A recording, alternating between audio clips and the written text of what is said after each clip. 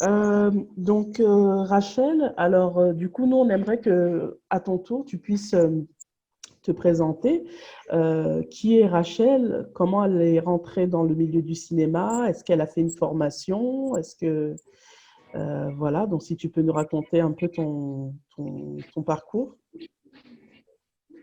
Ok, coucou à tous. Déjà, je tiens à vous dire merci d'être là. Merci pour ce moment de partage que vous m'avez offert.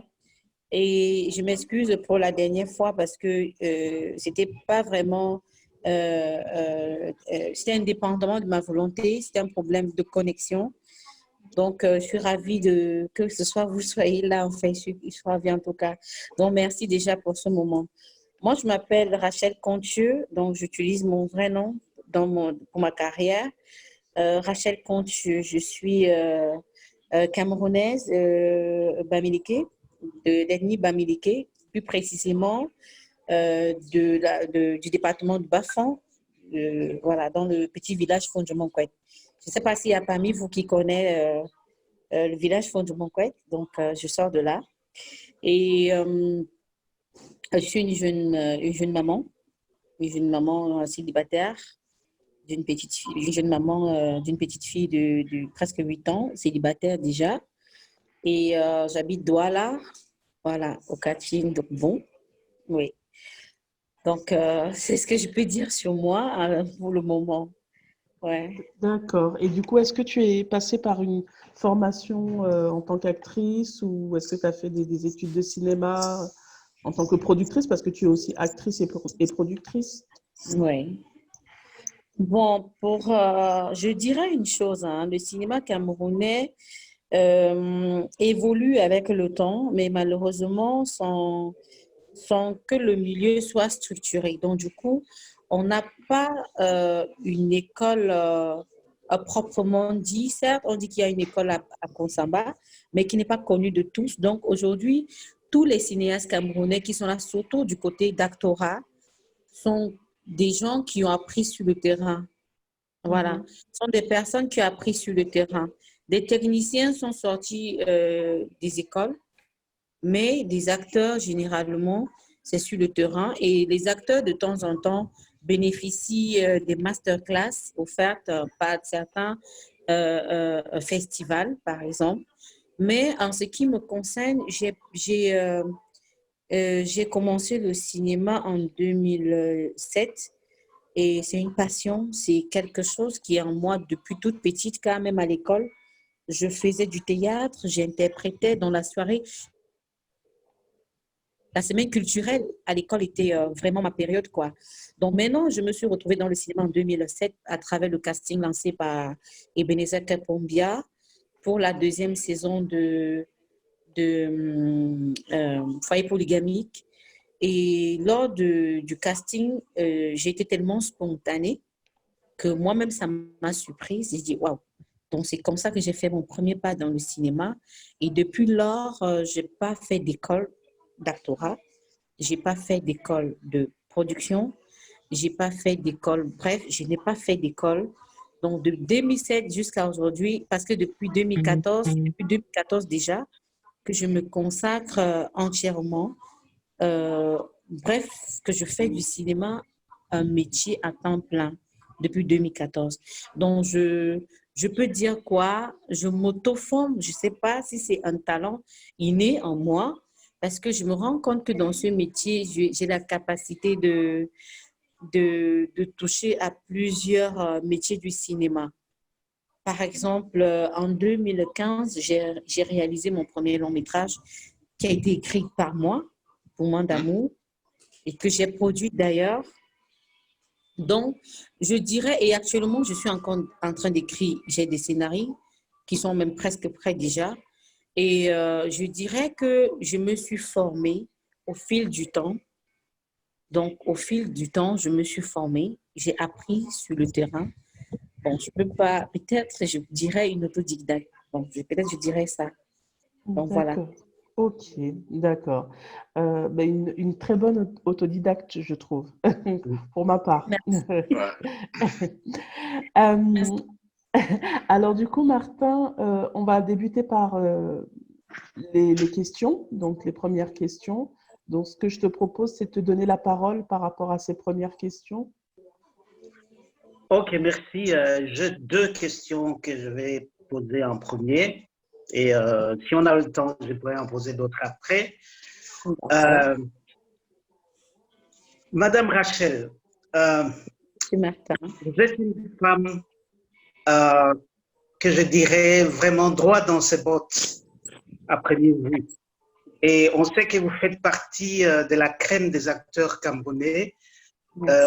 On vous voit presque toujours dans des films réalisés par les grands pontes du cinéma camerounais, tels que Blaise Option, Mitumba, Manola.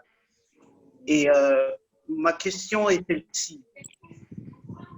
Êtes-vous aussi dans le club très fermé des actrices et acteurs qui sont retenus ou engagés sans audition? Parce que j'ai appris qu'il y a des acteurs camerounais qu'on engage sans audition. Est-ce que vous faites partie de ce club très fermé? Si oui, pourquoi? Et sinon, pourquoi pas, à votre avis? Bon, je dirais que aujourd'hui, vu vu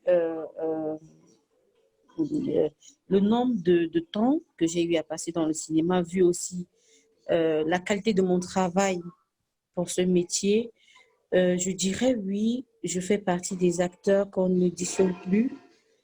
Mais généralement, c'est aussi un couteau à double tranchant parce que on vient vers vous déjà avec une idée arrêtée. Voilà, donc on vient vers vous déjà avec une idée arrêtée. Mais moi, même sachant que je fais partie des acteurs qu'on auditionne puis au Cameroun, ça ne m'empêche pas d'aller vers des castings. Donc, ça n'empêche pas que je cherche à travailler avec des nouveaux réalisateurs que peut-être j'ai vu en eux des qualités, un plus que je peux apprendre, un plus qu'ils peuvent m'apporter. Donc, je pars vers des castings aussi. Aller dans un casting et me placer devant des jurys qu'on m'auditionne ne me dérangerait pas. Voilà. Donc, la question était à deux volets, je pense. Euh, Ouais. bon, je Si fais oui, partie, pourquoi? Et oui, sinon, pourquoi pas? exactement. Je fais partie de ces acteurs parce que je travaille dur, parce que je suis professionnelle, parce que je suis très, très exigeante avec moi-même. Donc, chaque fois quand je veux travailler, je cherche à être en parfaite harmonie avec mon personnage, en parfaite harmonie avec l'équipe de production et surtout, surtout avec le réalisateur. Voilà. Bon. Et l'autre volet, c'était quoi? Sinon quoi? La deuxième question, en fait, c'est par rapport toujours à la première question. La question est celle-ci. Lorsqu'on vous présente le scénario d'un film et on vous indique, par exemple, le rôle que vous allez jouer, comment vous y prenez-vous au premier abord? Est-ce que vous êtes toujours preneuse, autrement dit, vous n'avez aucun problème de prendre le rôle, ou discutez-vous d'abord avec le réalisateur sur certains aspects pratiques du rôle, voire du dialogue avant de dire oui, je prends ce rôle? Voilà, merci, merci beaucoup. Comme dans tout métier, quand on sait ce qu'on veut, on peut gravir les échelles. Mon Mhm. objectif dans le cinéma camerounais, c'est de pouvoir faire partie des bons en fait. Voilà, et pour cela, il faut trier. Pour cela, il faut, avant que je n'accepte de travailler sur un projet, que certaines conditions soient réunies. Mais ces conditions, généralement, ne sont pas toujours d'ordre financier, hein, d'ordre financière. Pas toujours. Je me base d'abord sur la qualité du personnage qu'on me propose. Quels sont les enjeux? Qu'est-ce que je peux apporter à mes fans de plus dans ce personnage? Parce que déjà, je suis une actrice engagée. Si vous regardez bien dans tous mes rôles que j'interprète, il y a toujours un message très, très fort à travers mes personnages. Donc, je les trie. Il y a des projets que je refuse un producteur m'appelle, on parle du personnage qu'il a me proposé. Si je me rends compte que le personnage est plat, il n'y a pas d'enjeu, je refuse, sincèrement. Même si on me paye 1 million, puisque ce n'est même pas le cas aujourd'hui. Donc, si on me paye cher, n'importe comment, et que je me rends compte que le personnage n'aura pas d'impact sur ma carrière, ni va apporter en plus sur ce que j'ai déjà eu à faire, je préfère refuser. Raison pour laquelle vous me voyez partout. Comme ce dernier temps, j'ai refusé j'ai refusé de jouer dans 2 séries. Voilà. J'ai répondu à la question? Oui, parfaitement. Je ne sais pas si Sandrine va me permettre de continuer ma petite série de questions ou bien je vous répète la parole. Oui, comme tu veux. Je sais que tu avais une autre question, mais du coup, si tu veux la faire, il n'y a pas de souci. OK. Parce que j'ai une question là par rapport à ce qu'elle vient de dire, par rapport à ce que Rachel vient de dire, comme quoi elle est une femme engagée. Moi, ça me plaît beaucoup d'apprendre ça parce que je sais qu'il y a un problème toujours des parités dans le cinéma, tout comme partout dans presque tous les domaines. Mais ici, je vais revenir par rapport à son engagement à un problème qui est très, très, très, très, comment dirais-je, grave dans mon pays, là où je viens. Je vous rappelle que moi, je suis congolais, je viens du Congo et dans mon pays, il y a un problème sérieux avec les femmes et plus précisément le problème des viols de femmes. Et je me rappelle que vous aviez joué dans le prix du péché, il y avait un problème de viol. Vous êtes marié à un inspecteur de police qui viole, entre guillemets, sa propre fille. Et là, vous ne le saviez pas, mais quand vous l'avez su, là, vous êtes entré dans une colère extraordinaire. Je me rappelle cette scène-là où vous prenez même un revolver pour la battre. Et c'était une colère terrible. Et, entre parenthèses, qu'on va encore une fois retrouver dans Otage d'amour. Quand Hervé t'a un peu, je ne sais pas moi, il lui a versé de l'eau chaude sur la figure. Bon, cette colère-là, bon, franchement, elle est on en rit, mais elle est comment dirais-je, elle est assez exceptionnelle. Donc, moi, je reviens à cette question-là des viols de femmes. Ouais. Chez moi, dans mon pays, en République démocratique du Congo, chaque jour, je dis bien chaque jour, il y a au moins 1500 femmes qui sont violées. Chaque jour, je ne dis pas chaque mois, je dis chaque jour. Et ça, depuis plus de 15 ans. Et la situation continue aujourd'hui.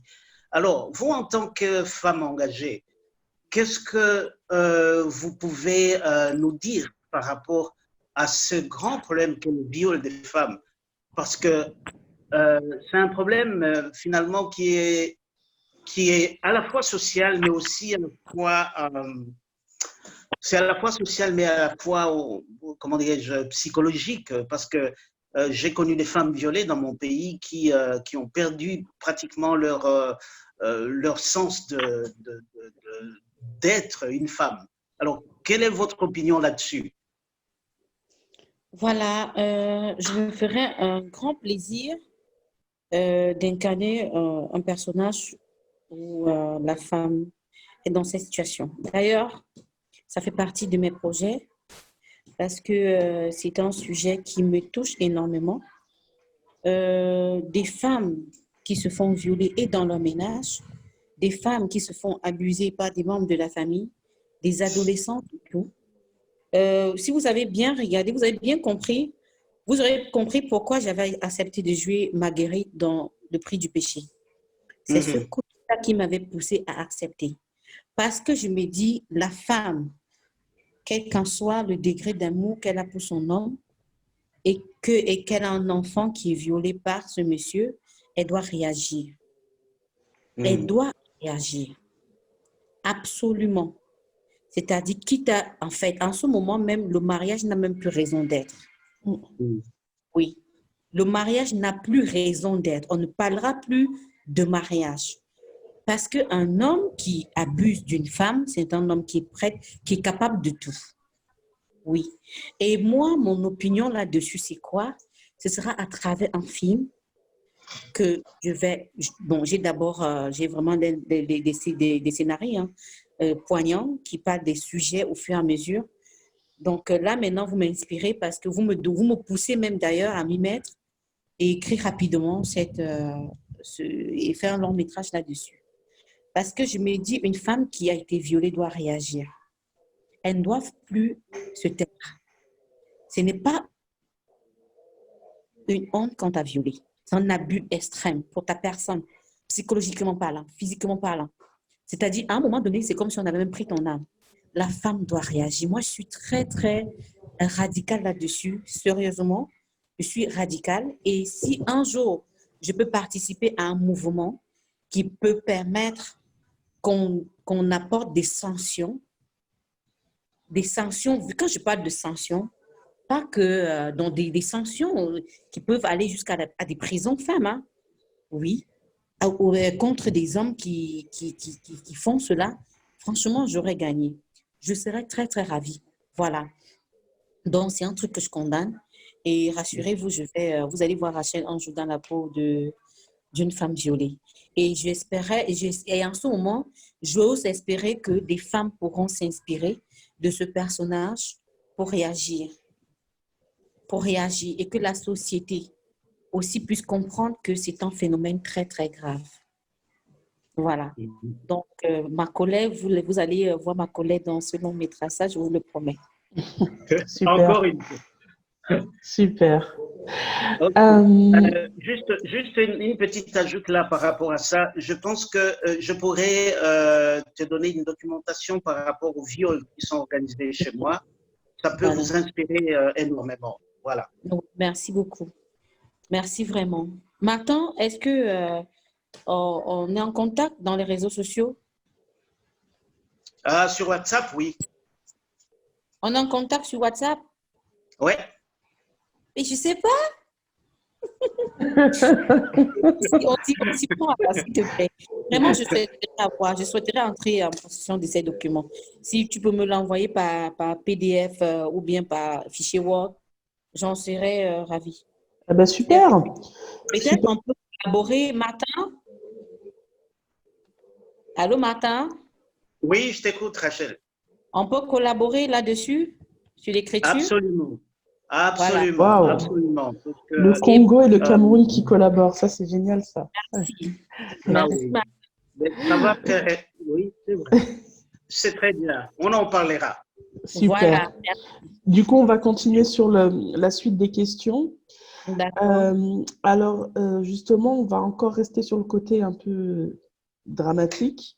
Moi, ce qui m'impressionne, Rachel, dans tes rôles, c'est la manière que tu as de jouer justement ces scènes très, très noires, très tristes,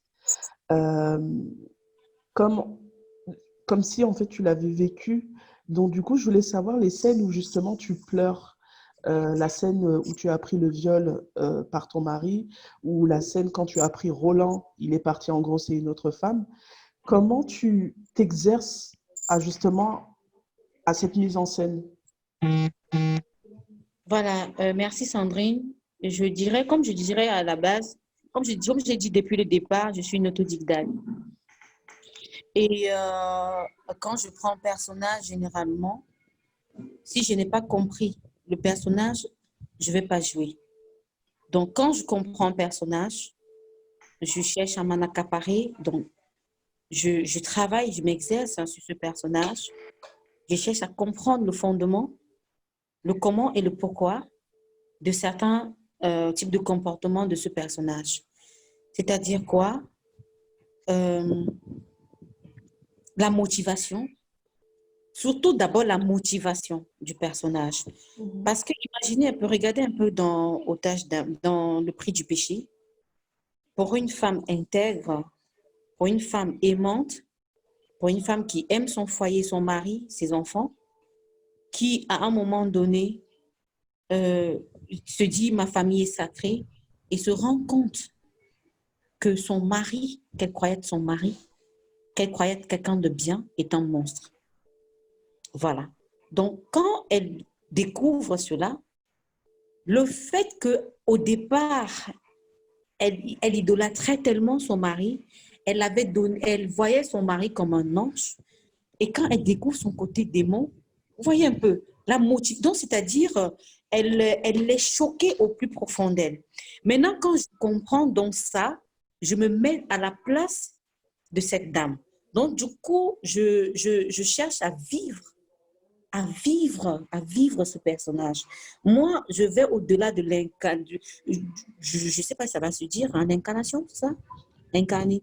Non? Oui, l'incarnation, ouais. C'est ça. Non, mais c'est ça, c'est français. Voilà, je vais au-delà de l'incarnation du personnage.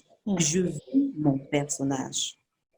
Je vis mon personnage. Et quand je comprends les motivations, et quand au fond de moi, je sais très bien que ces choses qui vont se produire après se justifient, même si c'est la méchanceté extrême, ça se justifie.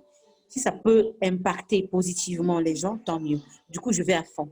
Donc, raison pour laquelle vous voyez dans le prix du péché, par exemple, lorsque elle découvre chaque femme digne, chaque femme qui a tous ses sens, se rend compte d'une situation pareille, mais elle ne peut qu'être noire de colère. Donc, comme je cherche toujours à vivre mes personnages, c'est très facile pour moi que ce moment vient. Donc, même les larmes viennent. À chaque fois quand les mots tristes sortent de ma bouche, les larmes suivent. Si je dis, si c'est peut-être des mots gentils, le visage est détendu. Si peut-être c'est des mots qui pourront me faire rire, je ris automatiquement parce que je vis mon personnage. Vous voyez un peu. Oui. Dans Otage d'amour, c'était toujours les mêmes processus. C'est les mêmes processus parce que je suis en train de dire les femmes, les hommes. Martin, Raoul, est-ce que vous me comprenez? Vous, des hommes, Absolument, là, ne absolument. Il blaguez n'y a pas pas de avec le problème. sentiment d'une femme. Je vous suis Ok? avec Tout à fait. On beaucoup, comprend beaucoup très bien. d'attention. Quand une femme est dévouée à toi, si Ouais. tu ne l'aimes pas, il faut la libérer. C'est ça. C'est C'est clair. exactement ça. Voilà, donc Edima était comme ça. Edima s'est dit, moi, quand j'ai accepté, c'était pour dire aux gens, faites attention. Et aux femmes également, hein, parce qu'il y a des femmes qui jouent avec les sentiments des hommes. C'est pour ça qu'ils ont un crime passionnel. Parce que j'aurais souhaité, même dans Otage d'amour, que Roland perde sa vie. Et que Edima va en prison, peut-être d'une la peine maximale. Vous voyez un tout petit peu. Puisqu'il y a eu 2 personnes qui sont mortes dans cette histoire. Donc, pour moi, comme ce n'était pas mon scénario, j'ai joué le rôle de personnage qu'on m'a donné de jouer. Donc, vraiment que je vis mon personnage. Pour revenir à ta question, Sandrine, je vis mon personnage, je vis carrément mon personnage. Si bien que quand j'ai fini avec le tournage de Otage d'amour, il m'a fallu plus de 3 semaines pour retrouver le moi. Vous comprenez? Il m'a fallu 3 semaines. Donc, j'étais vraiment dans une autre dimension. Et pour travailler cela, j'ai dû faire des sports matin et soir. Je me suis inscrite en club matin et soir. Dans d'autres pays développés, on cherche des psychiatres pour ce genre de personnes. Pour des personnes qui... Voilà. Donc, voilà. Ok, d'accord. Ça répond très bien à ma question. Du coup, j'en avais une autre par rapport à Otage d'amour. Oui. Lorsque on vous a donné le scénario, on vous a dit qu'on vous a proposé le rôle d'Edima. Quelle a été votre réaction lors de la lecture du scénario? Est-ce que vous vous êtes dit, mais cette femme, elle est complètement folle, Est-ce que moi, je me sentirais capable de jouer ce type de personnage? Parce elle est folle, en fait, d'amour pour Roland et ça l'amène à faire des choses que je pense elle-même ne pensait pas qu'elle aurait fait. Donc, quelle a été ta réaction quand tu as lu le scénario? Oh là là, quand on m'a donné le scénario de Otage d'amour, j'ai sauté de joie. Ah bon? Ah oui. Je cherchais son nom depuis. J'étais tellement contente parce que c'était un personnage, le challenge était énorme. C'est un personnage composé. Quand je dis composé, vraiment composé, hein, parce que dans Edima, il y a plus de 4 personnes dans Edima. Et à un moment donné, oui, et à un moment donné, les quatre personnes font surface au même moment, dans une même séquence. On retrouve les 4 personnes dans une même séquence. Je dis, oh mon Dieu, j'ai jubilé, je dis, waouh, j'étais plutôt contente. J'étais tellement contente que j'étais prête à jouer pour rien. Sérieux. Donc, vraiment, parce que je me dis, notre cinéma a besoin des acteurs qui peuvent apporter en plus. Et je me suis dit, quand j'ai eu Yedima, j'ai dit, waouh, c'est une occasion aussi pour moi de dire aux réalisateurs, vous pouvez compter sur Rachel Contieux.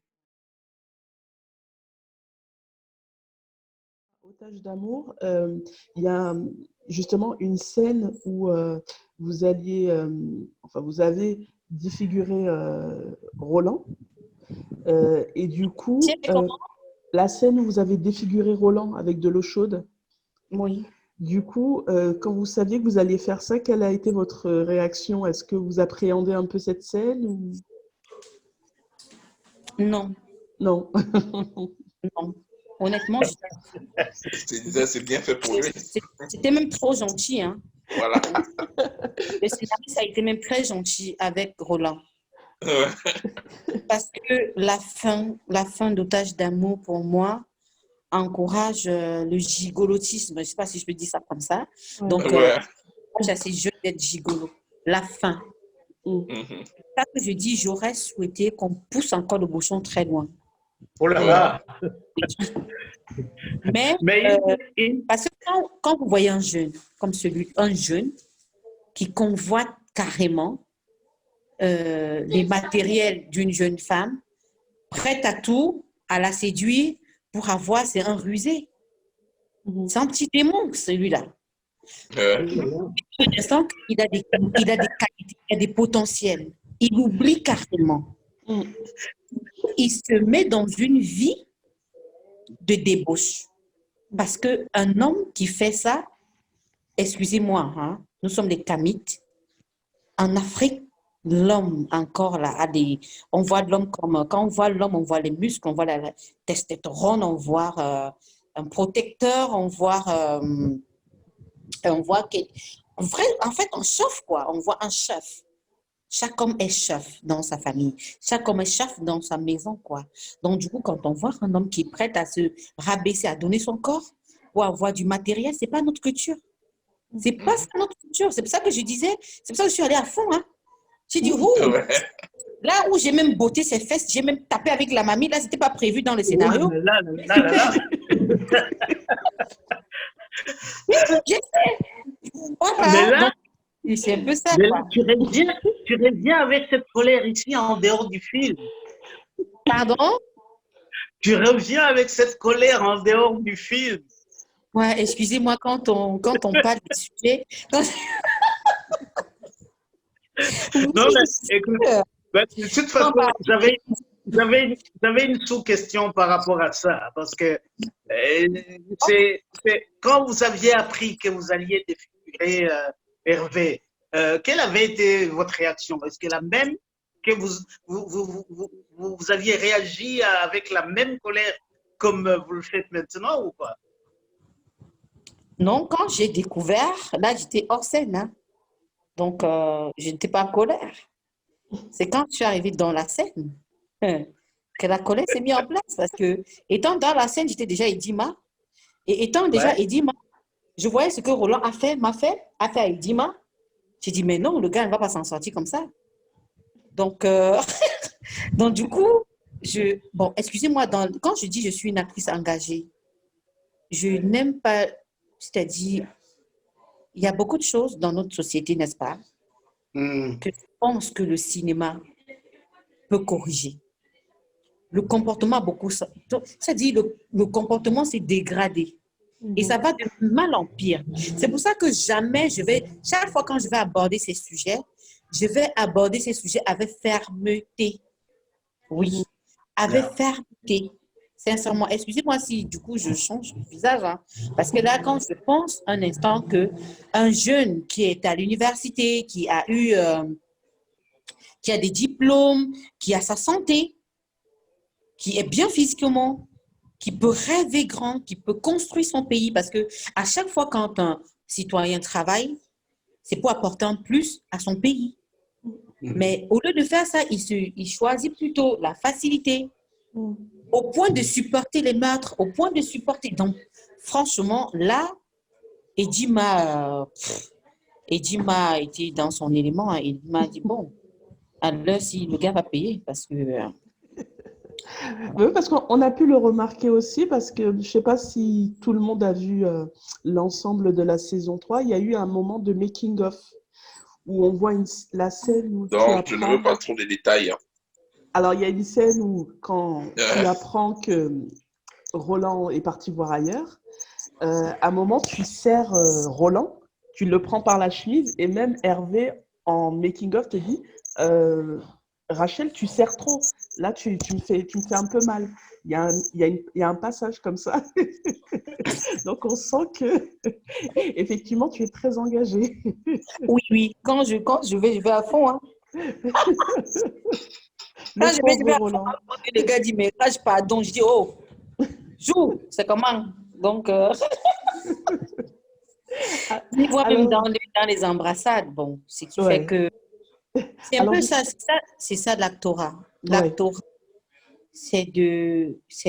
quand on regarde un film, on ne doit pas voir la différence entre la réalité et un film. Un film réussi, c'est un film qui te plonge dans du réel, en fait. Même si c'est une fiction, mais que tu aies l'impression que c'est une réalité.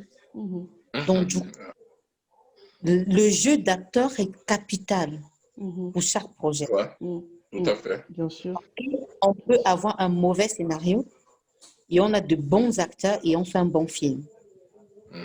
Si on a un bon scénario et on a des mauvais acteurs, on ne peut pas faire un bon film. Vous voyez un peu. C'est ce que je suis en train de dire, même à certains collègues qui se rapprochent de moi. Je leur dis, l'actorat, c'est de renvoyer les émotions. C'est-à-dire, tu dois jouer avec ton corps, avec ton âme, avec ton esprit. Tu ne dois rien laisser. C'est pour ça que quand il dit, tu sais trop, parce que il dit, moi, déjà dans l'élément, en fait. Parce que dans la vraie vie, on sait. Dans la vraie vie, on sait vraiment trop. Ouais. Et pourquoi est-ce que sur scène, je ne dois pas te serrer trop?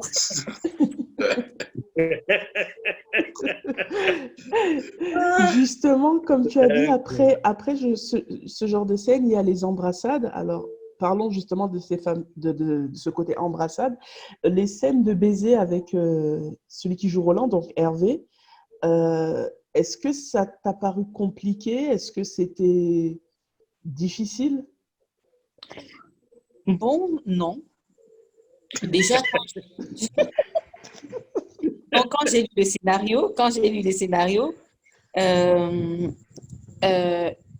Edima pouvait plus m'apporter et du coup, ça couvrait ce côté baiser qui certaines personnes devaient heurter la sensibilité. Parce que je sais que chez nous encore, on ne supporte pas ça. On critique beaucoup. Oui. Voilà. Du coup, moi, je voyais plutôt ce côté femme fatale, ce côté femme prête à tout pour atteindre ce qu'elle veut. Ce côté femme, quand elle veut donner, elle donne tout. Parce que la femme africaine est celle-là. Elle est celle-là qui ne doit pas se donner à moitié à son homme. Excusez-moi, vous êtes en Europe, hein, mais je dirais, même étant là-bas, Sandrine, Oui. même étant, il faut garder toujours notre côté, hein, chouchou. Oui, tu as raison. Tu as raison. Voilà, il faut toujours garder ça. Ma chérie, c'est notre signature. La femme N'est-ce pas? africaine est celle qui donne tout à son partenaire. Ouais. Donc, il ne casse rien. Du coup, il y a une question qui me vient là. J'ai pas fini. Ouais. Donc, du coup, avec tout ça, j'ai dit, bon, si ce n'est qu'une histoire de baiser, je vais le faire. Hein. Et quitte à ce qu'on me juge, je m'en fous. Bon, maintenant, alors, pour faire des baisers, j'étais un peu tranquille parce que j'ai eu à faire mes examens, j'ai pris des vaccins. Donc, lui également, il avait pris ses vaccins. Et en plus aussi, c'est un beau gosse, donc il n'est pas mal de vue, hein, il n'est pas mal. C'est un mignon garçon.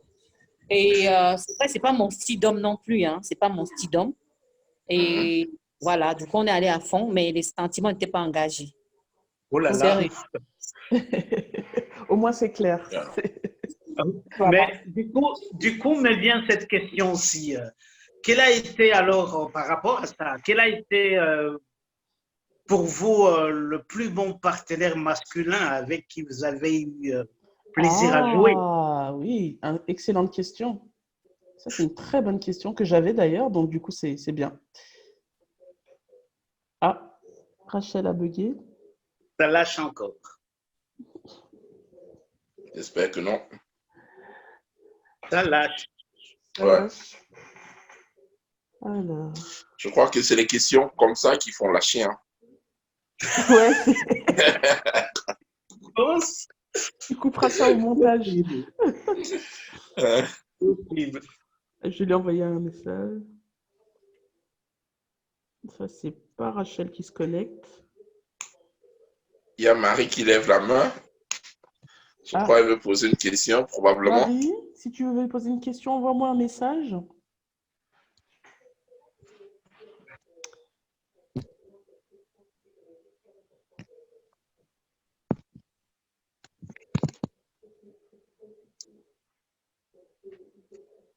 Mais son micro est fermé là. Je vais encore couper l'enregistrement d'abord.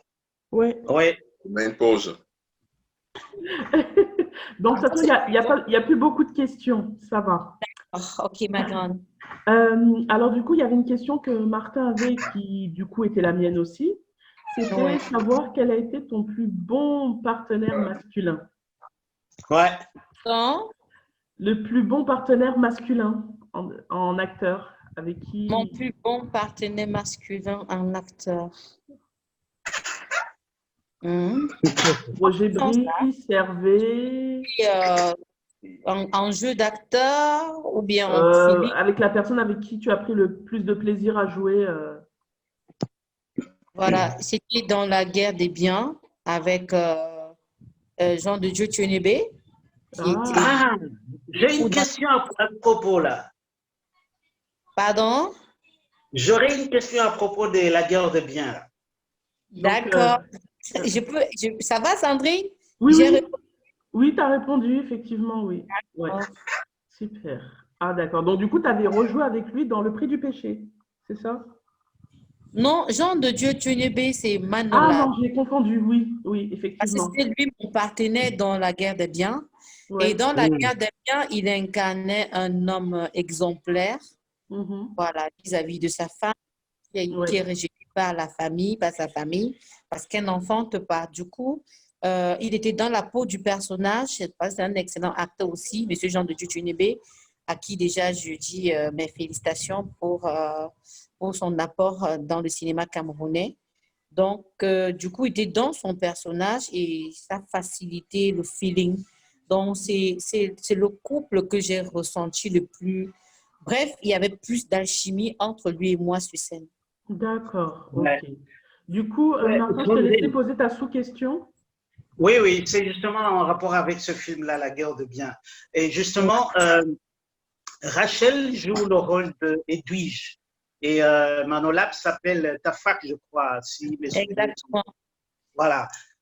Tu es une femme tranquille et qui est confrontée à la colère de sa belle famille parce que n'ayant pas d'enfant.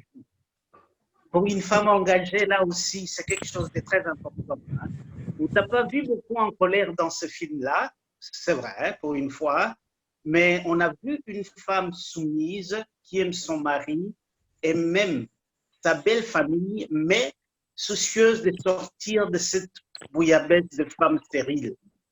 Alors, je ne sais pas, si vous sortez de ce film-là, qui est une fiction, et vous entrez dans la réalité, quel regard avez-vous en tant que femme africaine sur cette manie de la belle famille de toujours à tout prix harceler une femme stérile et le considérer comme inutile et sans valeur?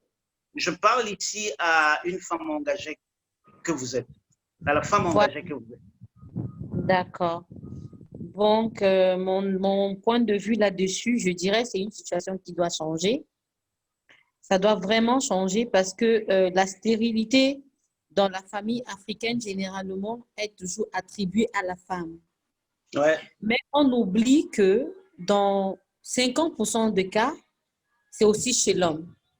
Donc, la belle famille, à un moment donné, avant de s'insurger, doivent se dire, est-ce que notre fils aussi n'est pas à l'origine? Et même si tel a été le cas, et qui ne peuvent même pas faire d'enfants, la belle famille doit comprendre que ça peut arriver parce que la raison du cœur, on peut te donner, Dieu peut tout donner à quelqu'un. Dieu peut donner, Dieu ne donne pas tout à quelqu'un, pardon. Dieu peut te donner une bonne femme et te refuser des enfants, mais tu peux en adopter. Et la famille africaine doit comprendre cela. Donc, l'enfant ne doit pas être euh, euh, un élément, l'unique élément qui puisse permettre à la belle famille de pouvoir considérer ou bien de pouvoir aimer une femme. Je dirais non, puisque une femme peut arriver dans une famille, même si elle n'enfante pas, elle peut adopter beaucoup d'enfants dans cette famille. Elle peut apporter beaucoup de bonheur dans cette famille. Donc, pour ma part, je dirais non, que là, ça doit changer. On doit comprendre qu'aujourd'hui, la femme, en dehors d'être femme au foyer, elle peut être femme au foyer et en même temps femme qui travaille et en même temps femme qui prend soin de sa famille, de sa belle famille, qui est le mentor de beaucoup de gens dans sa belle famille. Donc, la femme d'aujourd'hui, elle ne doit pas être valorisée qu'en fonction du nombre d'enfants qu'elle a fait dans son foyer. Voilà, donc c'est ce que je merci. dirais. Bien dit. Justement, par rapport à le rôle que vous aviez fait, j'avais une question par rapport à Secret Tabou. Comment vous aviez fait la rencontre d'Aïcha Kamoise? Est-ce que vous la Bon, connaissiez d'avant ou... non, je ne la connaissais pas avant. Je ne la suivais même pas sur les réseaux sociaux. Quand elle est arrivée au Cameroun pour sa série, elle a contacté un réalisateur, Carlos Hippolyte Watteau, Oui. Hippolyte, voilà. Donc, il a contacté Watteau, Monsieur Watteau, Hippolyte, qui est un réalisateur qui a beaucoup travaillé avec, d'abord travaillé avec Mitumba, a même travaillé avec Manolap. C'est même lui qui était le DOP de la guerre des biens. Donc, du coup, Aïcha Kamois est entré en contact avec lui et c'est lui qui a fait le casting. Et c'est lors du casting que j'ai rencontré Aïcha Kamoas. Et quand on m'a casté pour le rôle de sa maman, j'ai dit waouh, parce que la ressemblance. Et curieusement, j'ai un visage, je ne sais pas, ce visage qui est en train de m'interroger. Je suis en train de m'interroger par rapport à ce visage parce que généralement, la plupart des personnes avec qui je joue dans des séries comme enfants et tout, il y a toujours un trait de ressemblance. Même si, même si tous ne se, toutes ne se ressemblent pas, mais il y a toujours un trait. Du coup, à partir de là, on a pris contact et voilà, on a travaillé ensemble. On s'est D'accord. suivi au Cameroun, qu'on s'est connus. Je suis son projet d'ailleurs. Ok. Je me dis, tu demandes ça parce qu'il y avait une alchimie entre elle et moi, n'est-ce pas? Oui, exactement. Parce que c'est vrai que quand vous voyez, on aurait dit vraiment que c'était ta fille. Voilà. Parce qu'il y avait vraiment une ressemblance déjà. Et puis, cette fluidité dans la collaboration. On voit vraiment un rapport mère-fille. On a l'impression qu'effectivement, c'est ta fille, que tu es sa mère. Donc, du coup, c'est... Exactement. Ouais. C'est parce que, comme je le disais tantôt, je vis mon personnage. Voilà. Je vis mon personnage. Je m'approprie et je vis mon personnage. Et bon, et à chaque fois quand je vis le personnage, je ne sais pas comment ça se passe. Je ne peux même pas vous expliquer, mais bon, je... En tout cas, on voit que tu le vis bien, ouais, effectivement. Ok, merci. Tes rôles, c'est super. Et du coup, justement, tu avais parlé de ton métier aussi de productrice. Moi, j'avais une question par rapport à ça. Est-ce que c'est difficile d'être une femme dans la production, enfin du moins sur le territoire camerounais? Est-ce qu'il y a un manque de parité par rapport à ça? Je dirais par rapport, il ne vous reste plus que, je dirais non, et c'est pas difficile pour une femme aujourd'hui au Cameroun d'être productrice parce que le cinéma camerounais est encore c'est encore une terre vierge, hein. Une terre vierge, il n'y a pas encore trop de compétition.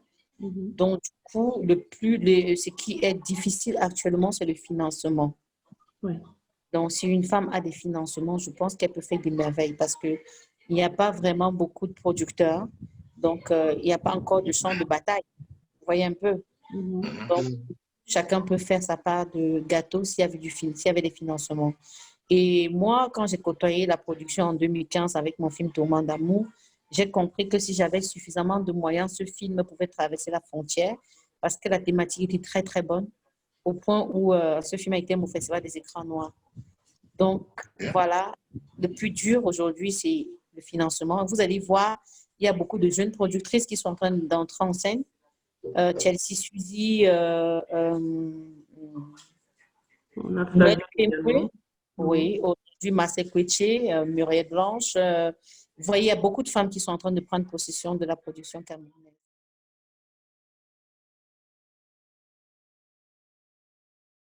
D'accord. Et l'autre question que j'avais par rapport à ça, et comment est-ce que tu as fait pour trouver les financements? C'est un financement sur fonds propres ou bien tu as eu des partenaires? Non, c'était une autoproduction à 100%. OK. Une autoproduction, déjà parce que j'avais écrit un scénario sur mesure en fonction de mes moyens, parce que les scénarios, oui, les scénarios, ça varie. Il y a des films qui demandent énormément d'argent, d'autres pas du tout. Donc, du coup, j'avais fait un scénario sur mesure, un film parfait, comme on dit, mais autour d'une très belle histoire. Intitulé Tourment d'amour qui peut se voir sur Dailymotion. Voilà. Ok, Dailymotion. Ok, d'accord. Ouais. Dailymotion. Et pour ce film, tu as essayé d'avoir des annonceurs que tu n'as pas eu ou bien tu n'as même pas cherché à avoir des annonceurs pour le film? En 2015, déjà, c'était même pas possible d'aller chercher les annonceurs. Ok. Ils n'étaient même pas au courant de nous. D'accord. Pas au courant de nous. C'était même pas possible, même pas pensable. Ok. Donc, oui. Et aujourd'hui, c'est possible, alors, parce que tu as dit que tu avais des projets en fait, quoi. Et ces projets-là, ce sera encore sur fonds propres ou bien là, tu vas chercher des partenaires? Voilà. Aujourd'hui, c'est possible hein, parce qu'aujourd'hui, il y a déjà des stylistes, modélistes qui veulent travailler dans des productions pour se faire connaître. Donc, c'est en train les choses sont en train de se mettre en place peu à peu.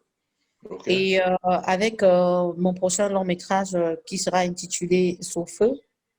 Sous feu, en langue maternelle veut dire veuvage en pays bamileke. Donc, je vais devoir par-ci, sur-là. C'est un gros budget en fait. C'est un film à un gros budget parce que je vais ramener l'histoire à des années antérieures, même dans les années 65.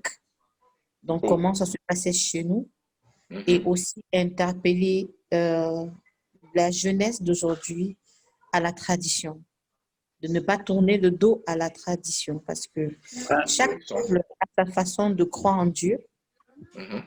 Et la façon des Bamileke est à part. Beaucoup de gens le savent dans la culte des crânes, la succession. Voilà. Et dans d'autres pays, c'est autre chose. En Europe, c'est le christianisme. En Asie, en Moyen-Orient, c'est l'islam. En Asie, il y a le Bouddha et le bouddhisme, il y a autant de choses. Donc, vraiment, chaque peuple doit rester fidèle à sa culture pour ne pas se perdre, parce que quand tu t'éloignes de ta culture, tu te perds. Et, j'ai écrit Sur feu, je vais aller un peu plus loin.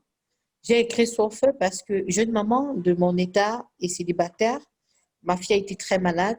Je l'ai amenée dans des hôpitaux. J'ai vu des grands pédiatres de la ville de Douala. Je n'arrivais pas à trouver des solutions. Ma fille a été malade 2 ans, 7 mois. J'étais désespérée à la limite. Et ma maman me passe un coup de fil un matin. Elle me dit, bon, voilà, il y a quand même coutumier au village. On doit cotiser. Oh, c'était quoi, pour rembourser une dot d'un ancêtre. Oh, c'était quoi et tout. J'ai dit, OK, let's go. Donc, j'ai participé. Et dès lors qu'on a fait cela, j'ai amené ma fille à l'hôpital. Même pas un grand centre parce que je n'avais pas de moyens, tellement j'avais dépensé que je n'avais plus de moyens. Donc, par désespoir, je suis allée dans un petit centre et c'est là qu'on a découvert on a découvert que ma fille avait des amygdalies. Il fallait Ok. opérer. Ouais. Pourtant, il y a des pédiatres qui ne voyaient pas ça. On disait infection de la voie pulmonaire, de la voie respiratoire, et ainsi de suite. Donc, c'était, voilà. Et je me suis assise, j'ai dit, waouh, si ça peut être comme ça, si ça peut avoir l'impact sur notre vie, pourquoi ne pas faire ce que nos ancêtres faisaient? Si ça peut contribuer à notre bonheur, à notre, voilà, à notre équilibre, pourquoi ne pas? Donc, du coup, j'ai écrit Veuvage sous feu. Ok. Je compte, par la grâce de Dieu, trouver des fonds parce que là, je ne peux pas aller seule. Je veux trouver des fonds. Je suis en train de trouver des moyens. Comment faire pour trouver des fonds? Donc, déjà, j'appelle les potentiels producteurs, hein, les hommes d'affaires, là, s'il vous plaît, manifestez-vous. Même à la diaspora, hein, la diaspora pouvait investir dans le cinéma camerounais. Je ne vous mens pas. Vous allez vous en sortir. C'est une bonne façon de garder votre argent et de fructifier votre argent. Ah oui. D'accord, c'est noté. Mhm. Ouais. Super. C'est du marketing que vous faites là. Elle a bien raison. J'en profite. Exactement, exactement. Du coup, le live Rachel touche à sa fin. Ouais. D'accord. On a pu poser toutes les questions qu'on voulait, c'est super. Mais Sandrine, s'il te plaît, j'aurais bien une question encore, s'il te plaît. Oui, D'accord. Rachel, par rapport au cinéma actuel, en fait, quoi, qu'est-ce que tu penses qu'il faudrait faire pour pouvoir le porter encore plus haut, en fait, quoi? Si aujourd'hui tu avais les capacités de décider, en fait, quoi, qu'est-ce que tu déciderais, par exemple, pour notre cinéma, en fait, quoi? Voilà, si j'avais la capacité de décider aujourd'hui, je Mhm. vais d'abord, premièrement, interpeller le gouvernement. Le gouvernement doit comprendre que le cinéma est un très bon moyen pour vendre un pays. Donc, le cinéma est la vitrine d'un pays. Parce qu'à travers le cinéma, le secteur comme touristique se développe. On découvre un pays, mais ça peut interpeller des potentiels investisseurs à travers la découverte de certaines régions. Donc, j'interpellerai le gouvernement à se pencher dessus, à se mettre sur pied, sortir une stratégie pour industrialiser le cinéma camerounais, puisque aujourd'hui, tout va dans tous les sens. Si on avait industrialisé le cinéma camerounais, c'est-à-dire chaque domaine, chaque secteur, ou bien, n'allons même pas loin, parce qu'il y a déjà un sujet qui me dérange depuis un moment. Regardons par exemple les salles Kala Olympiade que Bolloré a ouvert à Douala et à Yaoundé. Je ne vous mens pas, je ne sais pas comment qui a signé l'accord pour ces salles parce que il n'apporte rien au cinéma camerounais. Dans un pays où un État se soucie d'un secteur d'activité, ne peut pas accepter ce genre d'investisseurs au pays sans chercher à savoir ce que tu nous apporteras en plus. Parce que, à ma connaissance, on me dit en Chine, pas à ma connaissance, pardon, en Chine, quand un investisseur vient, on dit, OK, tu as ce que tu as apporté, ce que tu viens nous proposer, qu'est-ce que ça va nous apporter? Est-ce qu'à 80%, ce sera pour nous et 20% pour vous? Il se rassure. Parce qu'aujourd'hui, quand tu vas, par exemple, dans ces salles de Bolloré, tu vois un producteur camerounais, par exemple, comme Blaise Tidjo, un jeune producteur comme ça qui se donne à fond pour le cinéma camerounais, prête même à aller faire des prêts bancaires pour produire un film, mais qui s'en va dans une salle de cinéma comme pour Bolloré, paye la salle, fait son marketing, fait sa communication, donc il paye, il se débrouille pour remplir la salle. Dans d'autres pays, ça ne se fait pas. Où est la part de la population camerounaise? Où est la quote-part de la... Quel est l'apport à la population camerounaise? Quel est l'apport de ces salles pour l'industrie cinématographique camerounaise? Tu vois, par exemple, un film en avant-première dans ces salles de cinéma, on met un film camerounais en avant-première à 1500, on met un film étranger en avant-première au Cameroun à 5000 francs. Je pense que si le gouvernement s'était vraiment penché dessus, il devrait comprendre que chaque pierre, chaque accord qu'on va signer concernant le cinéma camerounais, on doit se rassurer qu'il y a l'intérêt du cinéma camerounais là-dedans. Excusez-moi si je parle B.A.B.A. hein. Ouais. Donc, oui, donc le gouvernement doit faire quelque chose. Et deuxièmement, je dirais, j'avais interpellé, moi, si j'avais le pouvoir de constituer autour de moi un groupe d'investisseurs, de potentiels producteurs, je le ferais et je vais leur proposer un business plan par rapport au cinéma camerounais. Parce que même si le gouvernement ne fait pas, des particuliers qui se mettent ensemble peuvent le faire, peuvent construire l'industrie du cinéma camerounais s'ils y croient. Donc aujourd'hui, il y a beaucoup d'éléments qui peuvent même déjà les amener à y croire. Oui. Donc, ils se mettent ensemble. Il y a des plateformes aujourd'hui. Il y a il y a plusieurs façons d'exploiter des œuvres aujourd'hui. Donc, voilà ce qu'on pourrait apporter. Donc. D'accord. OK. Super. Merci beaucoup Rachel. Du coup, nous allons conclure sur donc, cette phrase et du coup, ce live qui, pour moi, vraiment, j'ai apprécié de faire ce live, vraiment. Je trouvais que c'était très, très intéressant. On a vu Rachel souriante, très, très belle, élégante comme toujours, et marrante. Bien. De l'humour. En plus. C'est super. Et une femme engagée, et on le sent dans les rôles que tu joues, on le sent effectivement même dans ta manière de parler. Donc, vraiment, ça a vraiment été un honneur pour moi. Moi, je pense que les autres partagent aussi mon avis, de savoir voilà, en live. Merci. De toute façon, on continuera à te suivre, et ça, c'est sûr. Ça, c'est sûr. Dans le collectif, ça, c'est sûr. Continue à justement nous faire rêver, nous faire pleurer, parce que tu joues tellement bien. C'est vraiment... quand on la voit jouer ses rôles très dramatiques, on a envie de pleurer avec elle tellement qu'elle joue bien. Enfin, c'est vraiment... Merci. Merci en beaucoup. fait, vraiment, c'est mise en scène. Moi, je trouve même que c'est digne d'un acteur studio, parce que... ça, c'est vrai. Ouais, vraiment, ça, c'est vrai. Ouais, on dirait vraiment qu'elle a fait une formation de cours dramatique. Moi, c'est vraiment comme ça que je le perçois. Et du coup, vraiment, mais merci. Qui a eu la chance de travailler avec des personnes, parce que quand tu es humble, tu apprends beaucoup des gens. Donc, aujourd'hui, j'ai beaucoup appris de M. Benezek Kepambia, donc, que je salue d'ailleurs et que je dis toujours, c'est un cadeau pour le cinéma camerounais, ce monsieur. Donc, j'apprends beaucoup autour de moi. Je suis un peu le genre, je suis une bandite, hein, donc je copie vite. Hein. En tout cas, nous, on apprécie vraiment la personne que tu es. Merci. J'espère pour toi plein de projets, et que tes projets en tant que productrice aussi aboutissent. Vraiment. Merci.